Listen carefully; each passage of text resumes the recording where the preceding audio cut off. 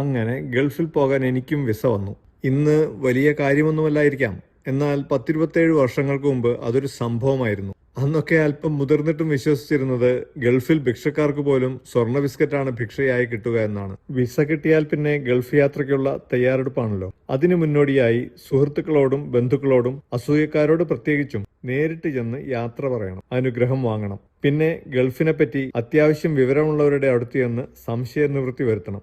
അങ്ങനെയാണ് സ്കൂളിൽ എൻ്റെ കൂടെ പഠിച്ചിരുന്ന ഉത്തമന്റെ ചേച്ചിയായ സൗമിനി ചേച്ചിയുടെ വീട്ടിലെത്തിയത്. പുള്ളിക്കാരിയുടെ ഭർത്താവ് സുഗതേട്ടൻ ഗൾഫിൽ എവിടെയോ ആണ്. ഇപ്പോൾ 2 മാസമായി നാട്ടിലുണ്ട്. സൈക്കിൾ ഒതുക്കി ഗേറ്റ് കടന്നപ്പോൾ മുറ്റത്തുനിന്നേ കണ്ടു ഉമ്മറത്തിരുന്ന് മുറുക്കാനിരിക്കുന്ന സ്ലിം ബ്യൂട്ടിയായ ഒരു വല്യമ്മയെ. എന്നെ കണ്ടതും അധികാരഭാവത്തിലൊരു ചോദ്യം. എന്താ? ഒന്നുമില്ല. സുഗതേട്ടനുണ്ടോ? പുറത്തു പോയതാ. വിസയ്ക്കാവും അല്ലേ? ഓരോ ശല്യങ്ങള്. അറബിയുടെ സ്വന്തം ആളാന്ന് വെച്ചിട്ട് ഇങ്ങനെ സമാധാനം കൊടുക്കാതിരിക്കുക. സുഗു വിസ കച്ചവടം നിർത്തി.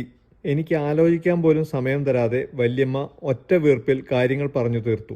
വല്യമ്മയുടെ വെടിപൊട്ടുന്ന പോലുള്ള ശബ്ദം കേട്ട് അപ്പുറത്തെ പറമ്പിൽ വാരം കൊരുകയായിരുന്ന കൊച്ചുവാസു തല നീട്ടി നോക്കി. വല്യമ്മ, എനിക്ക് വിസ കിട്ടി. ചില കാര്യങ്ങൾ സുഗതേട്ടനോട് ചോദിച്ചറിയാൻ വന്നതാ. ഞാൻ വേഗം പറഞ്ഞൊപ്പിച്ചു. ഓ, അതാണോ? നീ പ്രേഷ്യയിൽ എവിടെയാ പോണേ? വല്യമ്മയ്ക്ക് എന്തൊക്കെ അറിയണം. മസ്കറ്റില്. ഞാൻ അല്പം ഗമയിൽ പറഞ്ഞു. ശമ്പളം കുറവാ. എന്താന്ന്? വലിയതായിട്ട് ദമ്പടി തടയില്ലാന്ന്. അതന്നെ. കാശ് വേണമെങ്കിൽ അബുദുബായി പോണം. നല്ല പെട്രോൾ അവിടെയാ. ഈ തള്ള വെടി വീണ്ടും പൊട്ടിക്കുകയാണല്ലോ ഈശ്വര. നിനക്കവിടെ എന്താ ജോലി? ഞാനേ സിവിൽ എഞ്ചിനീയറാ. ഉവ്വ്. അവിടെ പട്ടാണികളുടെ തല്ലു കൊള്ളാൻ വേണ്ടിയിട്ടല്ലേ?